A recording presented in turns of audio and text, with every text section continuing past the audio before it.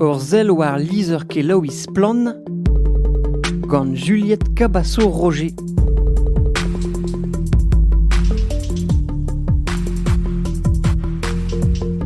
Salut d'arhol, ar miz ma eve lakaet ar goz var sot radioioù an dour e Breizh ga kazetenarienz Plan.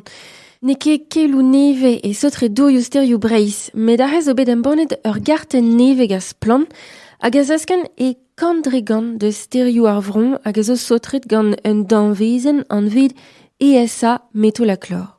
Pere an dra a Juliette. En USA, métolachlore zo partikulennoù munut a jom eus ar pesticide dangereux kenan an vet S-métolachlore. KVDV e produioù evel Camix, Deflexo S, Dual-Gold Safner pe seurtra oazo da lakad ar giot da vervel. Difenete gwerza ar produize abaoe dan Ugen a vizere daouvil tri varn Ugen, a blamour ma c'halrei krankou beo dan dud. A padal o deus droat c'hoaz a laborerien douar da implijou da produize e pa d'ur bloaz, evit lakad ar giot da vervel e parkou maïs, soja, petroeol. A tu zo ivez implijou da nean e parkeier beterabez. Fall e evit ar yec'hed a fall e evit an dour. Hervez an diel bet embannet gant agence vroadel surente ar bouet. A ne ket neve ar helousa. Non, e gwerne oa be laret oa rebistrioù ar produize dija e daouvil pem, pa oa be aotret da verza gant Europa, evel i deus displeget diom Dominique Legout e karg deus ar yec'hed da gant endro evit dour a sterioù Breizh.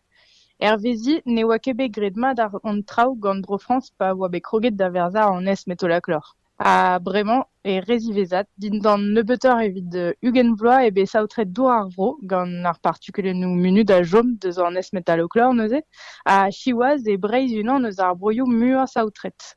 Hervez ar musulioù begret e daouvil urn varn Ugen var sterioù e l'er ma oa posup musulia an holl zo saotret. Hag e l'er c'hall e bran c'hall penoze? Galar ar gwelet ne ket an holl vroioù saotret memez mod var garten begret gant Aquaricop, embannet gagnam evit ar wech kenta. Saotret e muioc'h kornok Bro France a blamour ma vez implijet ar S-métolachlore evit gounit maïs da vaga al lonet. Hag ar vro e l'er ma vez disavet ar muiañ al lonet just a war e Breizh. Ar pezh zo dedenus e ne oa ket bet a santet gant lezvarn c'hoazon eve fet difennet implijout an S-métolachlore e ar vro evel ma oa bet golennet gant dour a sterioù Breizh. Hervez ar varnerien ne ket un dra aden eus Breizh kemese.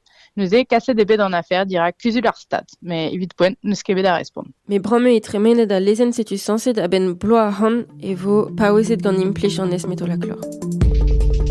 Koumanantit da lizer keloui ar media enklas ket dizalc'h war splan.org.